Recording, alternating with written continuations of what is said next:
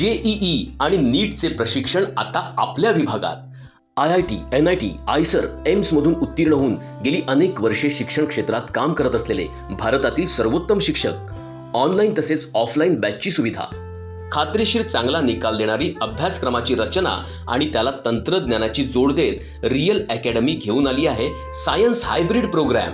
11वी-12वी science बोर्डाची आणि engineering आणि मेडिकलच्या JEE, NEET, CET परीक्षांची संपूर्ण तयारी, राष्ट्रीय आणि राज्यस्तरीय प्रवेश परीक्षांमध्ये आपल्या विद्यार्थ्यांना मानाचे स्थान प्राप्त करता यावे आणि त्यांच्या उज्ज्वल भविष्यासाठी सर्व परीने मार्गदर्शन करता यावे यासाठी रियल अकॅडमीचा हा एक प्रामाणिक प्रयत्न।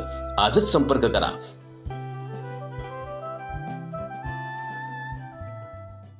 एखाद्या उधाण लाटेप्रमाणे पत्रकारिता, राजकारण, समाजकारण, सामाजिक चळवळी, परिवर्तनाची चळवळ आदी सर्व क्षेत्रात आपली मुसाफिरी करणाऱ्या परंतु तरीसुद्धा रूढार्थाने उपेक्षित राहिलेल्या देवगड मिडबावचे सुपुत्र विनायकराव मिडबावकर यांचा 75वा वाढदिवस नुकताच 26 नोव्हेंबर रोजी झाला।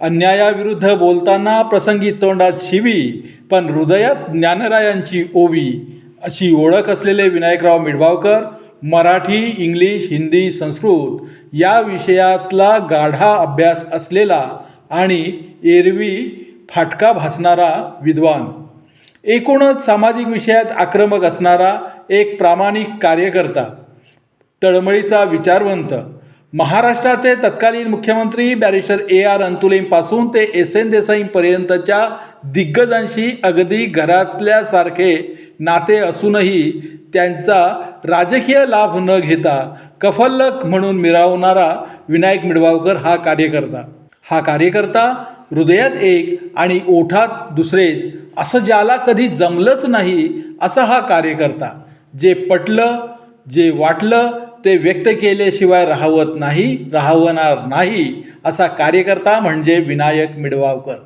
फटकळपणा हा जर दुर्गुण असेल तर हा दुर्गुण अलंकाराप्रमाणे मिरवणारा कार्यकर्ता म्हणजे विनायक मिडबावकर।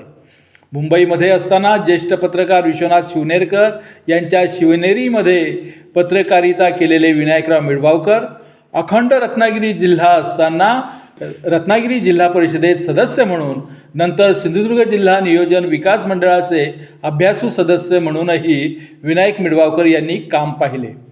काही निवडणुकांपूर्वी तर त्यांनी देवगड मतदारसंघातून अपक्ष म्हणून उमेदवारीसुद्धा लढवली होती। हा सारा चळवळ्या स्वभावाचा भाग। आचार्य प्र.के. अत्रे यांच्या मराठामध्ये काम केलेल्या विनायक मिडबावकर यांच्यावर अत्रे यांचा लेखन आणि कृती हा प्रभाव कायम राहिला होता।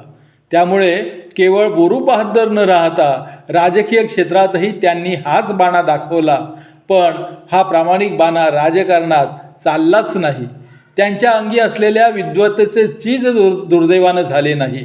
त्यांनी काही काळ चालविलेले उधाण लाटा हे साप्ताहिक त्यातील अग्रलेखांसाठी गाजले होते।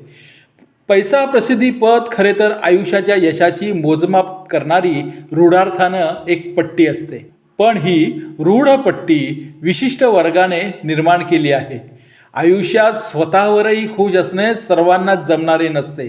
पैसा, प्रसिद्धी, पद असं काहीच वाट्याला न आलेल्या पण तरीही स्वतःची विद्वत्ता, स्वतःची तत्व याच्या जोरावर आपल्या आयुष्यावर खुश असणाऱ्या विनायक मिडबावकर यांचे अभिष्टचिंतन ऐन 75वीत तरी त्यांच्या उचित विद्वत्तेची दखल समाजातील जबाबदार घटकांनी घ्यावी ही अपेक्षा चुकीची ठरणार नाही।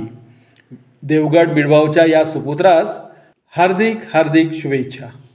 असे आणखी व्हिडिओ पाहण्यासाठी कोकण नाऊचं YouTube चॅनल सबस्क्राईब करा, बेल बटन दाबा, ताज्या घडामोडींसाठी लॉग इन करा kokanau.com।